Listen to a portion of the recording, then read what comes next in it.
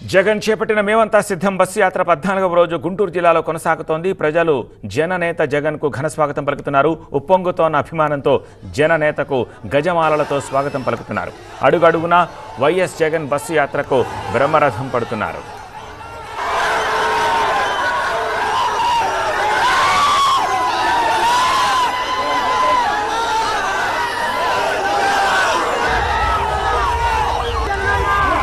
ఇవాళ బస్సు యాత్ర కాజా మంగళగిరి బైపాస్ మీదుగా 11 గంటలకు సీకే కన్వెన్షన్ వద్దకు చేరుకుంది. సీకే కన్వెన్షన్ దగ్గర చేనేత కార్మికులతోటి సీఎం వైఎస్ జగన్ ముఖాముఖి కార్యక్రమంలో పాల్గొన్నారు. అనంతరం కుంచెనపల్లి బైపాస్ మీదుగా తాడేపల్లి బైపాస్కు చేరుకుని భోజన విరామం తీసుకున్నారు.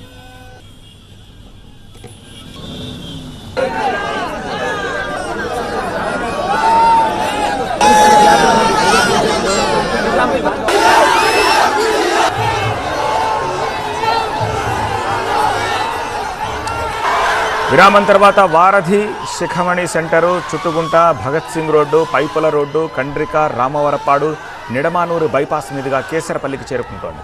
కేసరపల్లి బైపాస్ శివార్లో రాత్రికి బస చేస్తారు.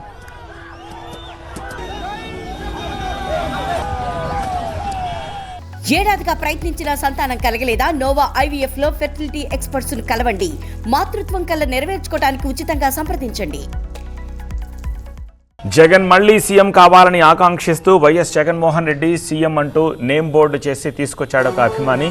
బస్సు యాత్రలో జగన్ని కలిసి నేమ్ బోర్డు అందచేయడానికి వచ్చా అన్నాడు ఎర్రబాలెంకు చెందిన వేములకొండ వెంకటేశ్వరరావు.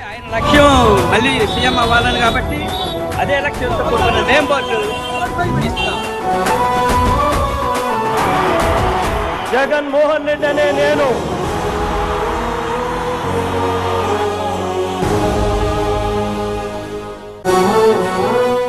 మీ పేరు వేములకొండ వెంకటేశ్వరరావు, ఎర్రబాలెం. రాసుకుని వచ్చారు నేమ్ బోర్డు. నేమ్ బోర్డు అంటే ఆయన లక్ష్యం మళ్ళీ సీఎం అవ్వాలని, కాబట్టి అదే లక్ష్యంతో కూడుకున్న నేమ్ బోర్డు ఇస్తాం. జగన్మోహన్ రెడ్డి అనే నేను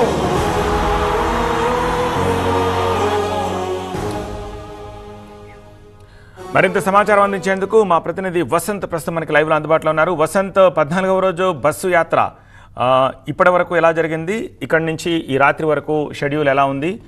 దానికి సంబంధించిన డీటెయిల్స్ ఏంటి?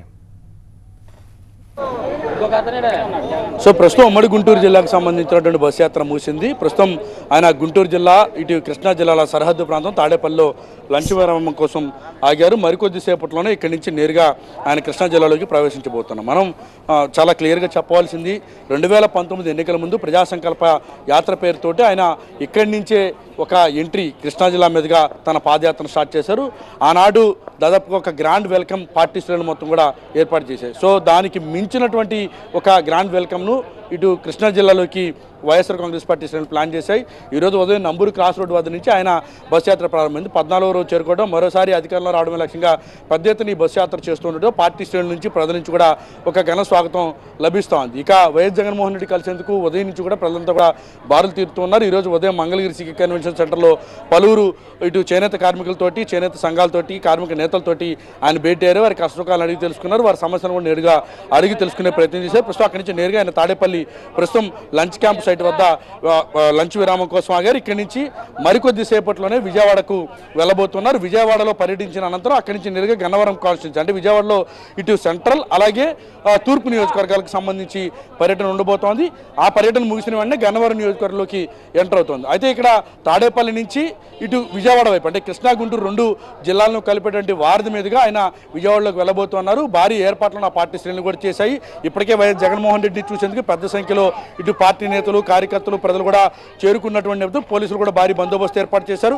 ప్రస్తుతం లంచ్ విరామం కోసం ఆగారు. మరికొద్ది సేపట్లో ఆయన బస్సు యాత్ర ప్రారంభం కాబోతుంది. వారధి మీద నుంచి ఆయన విజయవాడలోకి ఎంటర్ అవబోతున్నారు. రైట్ వసంత్.